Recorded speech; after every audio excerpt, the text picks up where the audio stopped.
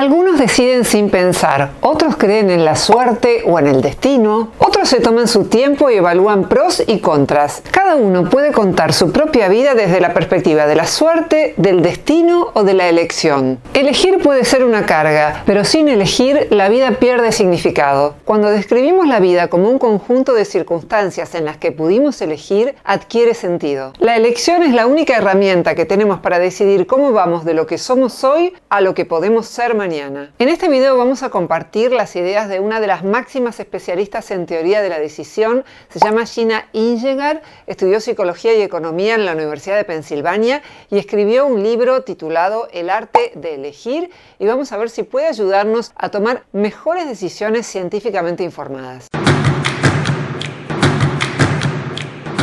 Cuando era niña, dice Gina Injegar, quería ser aviadora y descubrir algo grande, como Colón. En la escuela la maestra nos decía que podíamos ser lo que queríamos si poníamos esfuerzo y corazón. Pero una mañana me desperté sabiendo que me estaba quedando ciega y que no era posible. Así que me di cuenta cuántos de nuestros sueños se estrellan contra nuestras limitaciones y que la cuestión en la vida es cómo superar esos desafíos. Dice que le daban un clarinete pensando que si era no vidente entonces sería buena para la música, pero no le gustaba tocar el clarinete. Injegar trabajó como psicóloga social, pero en esa época no había investigadoras ciegas. Dice que fue a ver un profesor para ver si podía trabajar con él cuando cursaba en la universidad, se hizo un silencio y finalmente le asignaron una tarea en la que tenía que dar feedback negativo. Pensaron que si era no vidente, tal vez la gente podía tomárselo mejor y desempeñar mejor el rol. Así comenzó mi carrera, dice, y siempre fui consciente de mis limitaciones. La gente me recordaba que las tenía. Pero de alguna manera tener limitaciones hizo que muchas de mis decisiones, dice, fueran más fáciles.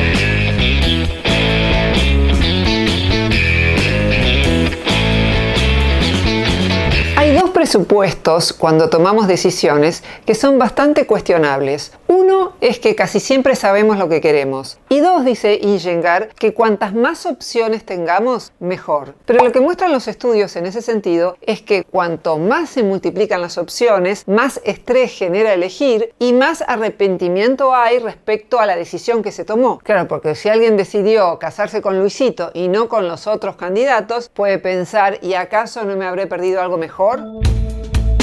Hoy elegimos cosas que eran inimaginables décadas atrás. Con quién queremos casarnos, dónde queremos vivir, en dónde queremos trabajar, con quién queremos compartir nuestra vida, a dónde queremos viajar. Claro, no siempre tenemos tantas opciones. Aunque hoy las opciones que se nos presentan no sean infinitas y no sean tantas, en muchos casos y dependiendo de muchísimas circunstancias distintas, pensemos que siglos atrás esa posibilidad de elegir estaba todavía mucho más restringida. En la década del 50, en promedio, los almacenes ofrecían unos 300 productos. En la actualidad, los supermercados suelen ofrecer en promedio alrededor de 30.000. Hay 27 millones de libros online y hay por lo menos 15 millones de personas en los sitios de cita online de Internet. Hay un experimento muy célebre que se hizo con dulces. Se ponía frente a los paseantes una variedad muy grande de dulces y los paseantes los miraban y seguían de largo y no compraban. Mientras que cuando las opciones eran más reducidas, cuando había entre 3, 4, 5 tipos de dulces diferentes, ahí sí compraban muchísimo más. Puede ser muy costoso en términos cognitivos dedicar demasiado tiempo a decidir algo que finalmente no es tan importante como si uno elige el dulce de naranja o el dulce de ciruela.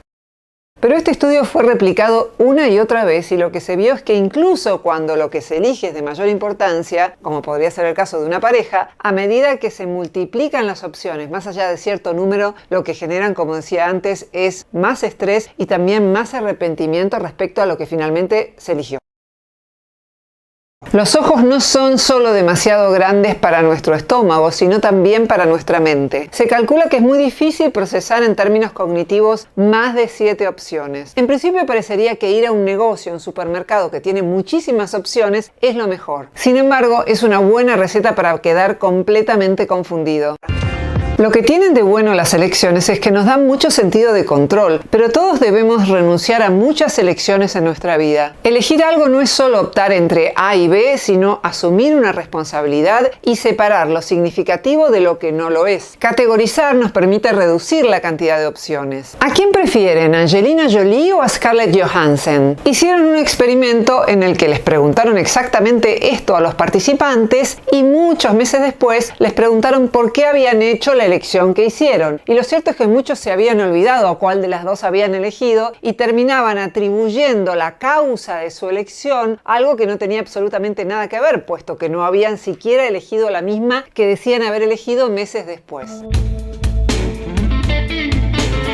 Pareciera que no siempre reconocemos nuestras preferencias y esto ocurre con decisiones importantes. La explicación de por qué elegimos no necesariamente es la causa por la que elegimos. Uno de los estudios que hizo Gina Ingegar consistió en preguntarle a universitarios que estaban buscando trabajo qué es lo que preferían y se lo preguntaron en 3 meses distantes entre sí. Al principio decían que buscaban trabajos interesantes, con altos ingresos y que les dieran posibilidad de ser autónomos. En diciembre ya la autonomía no era tan importante, sino los ingresos y que el trabajo fuera interesante. Los que más recordaban lo que habían dicho en septiembre en un principio eran los menos felices con su trabajo, porque parecía que los que se habían logrado adaptar mejor a sus nuevos trabajos eran aquellos que habían olvidado las razones por las que buscaban ese trabajo y se habían adaptado a lo que finalmente encontraron. Quizás el célebre cuento del zorro y las uvas, que decía que la zorra que no podía alcanzar ciertas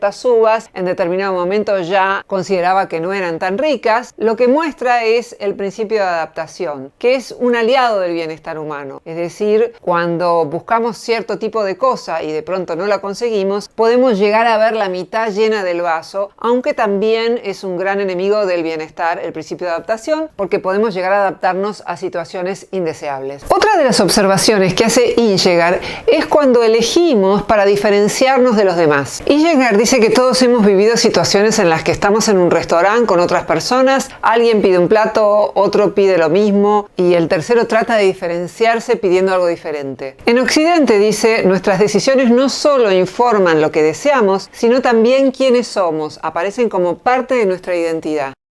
Las personas quieren elegir ser únicas, pero no tanto como para que se las incluya en una minoría aislada. En cambio, en países como Japón, Corea o la India, de donde proviene la familia de Ingegar, las elecciones tienen que ver con un sentido de armonía y de comunidad. Se elige muchas veces como los demás, porque eso significa establecer un lazo con ellos, una comunión. Otra cuestión a la que hace referencia Dan Ariely, otro psicólogo, pero que también trae a cuento Gina Ingegar, es que cuando tomamos una decisión, estamos en un estado emocional y cuando después esa decisión se lleva a la práctica, no siempre estamos en el mismo estado emocional y entonces ahí puede haber conflicto. Por ejemplo, que uno asuma un compromiso, pero cuando llega el momento de cumplirlo, a uno ya no le parezca tan bien porque tiene que hacer esfuerzo o porque visto a lo lejos se veía de una manera, pero visto de cerca, de otra.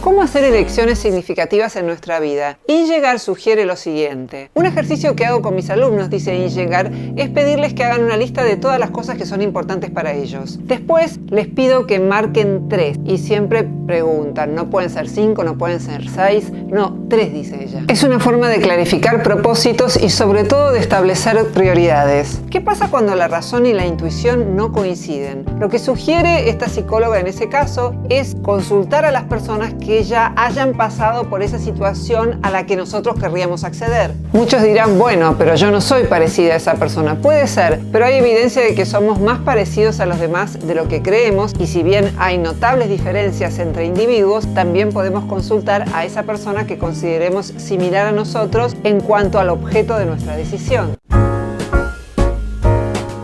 Decía antes que uno de los enemigos del bienestar es el principio de adaptación. Hay un célebre estudio de Daniel Kahneman, premio Nobel de Economía, pero psicólogo, se lo ganó por un estudio en psicología, en donde él le preguntó a las personas que se querían ir a vivir a California, porque les gustaba más el clima de California que el de Nueva York, cómo se sentían después de estar viviendo allí durante un tiempo.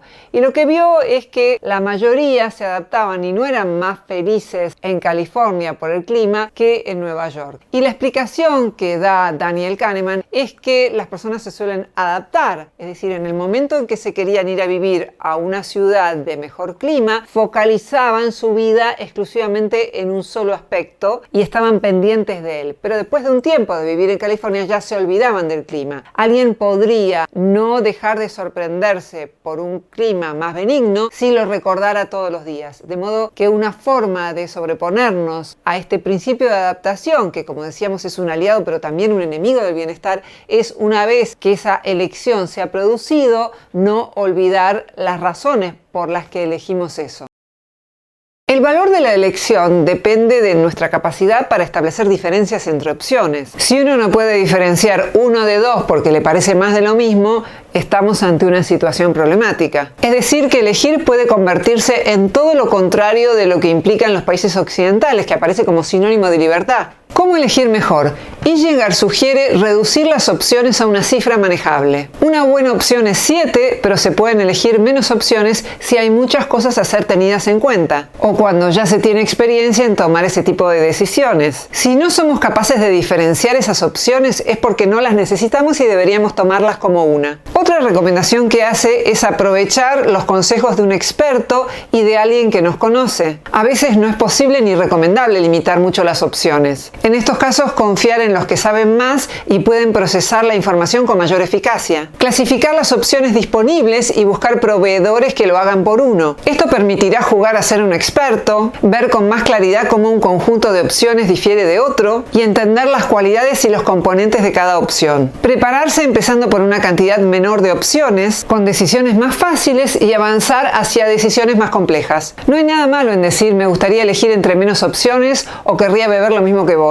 O incluso prefiero no elegir. Tenemos que reconsiderar la posibilidad de que siempre elegir entre distintas opciones necesariamente implique mejorar. Elegir no es solo la actividad de preferir X antes que Y, sino que también es la responsabilidad de separar lo importante de lo trivial, lo descorazonador de lo edificante. Elegir a menudo nos llena de motivación, pero no resuelve todas nuestras necesidades. En 1982, Stephen Callahan naufragó cerca de las Islas Canarias. Logró beber agua de lluvia y pescar y anotó en su diario: he vencido a una muerte casi segura. Ahora tengo que elegir entre llevarme a mí mismo hasta una nueva vida o renunciar y contemplarme morir. Elijo luchar tanto tiempo como pueda. Enfocaba su situación, con todo lo terrible que era, en términos de elección. Lo que marca una diferencia crucial a la hora de elegir es percibir que se tiene control sobre la situación, mucho más allá de la situación en sí. Tenemos la capacidad de crear opciones alterando nuestras interpretaciones del mundo. La elección de Callahan es un ejemplo extremo, pero procurando ejercer el control en situaciones en apariencia incontrolables, podemos mejorar nuestra salud y nuestro bienestar. Las personas que perciben las experiencias negativas de su vida como el resultado de fuerzas que escapan a su control tienen mayor riesgo de sufrir depresiones que las que creen que tienen control. Más que tener el control en sí, de lo que hay evidencia es de que tener la sensación de que se posee ese control, como en el caso de la historia de recién, es lo que marca la diferencia. Cuenta Iyengar que en cierta oportunidad Wynton Marsalis, el músico, le dijo: para improvisar en jazz se necesitan restricciones. Cualquiera puede improvisar sin restricciones.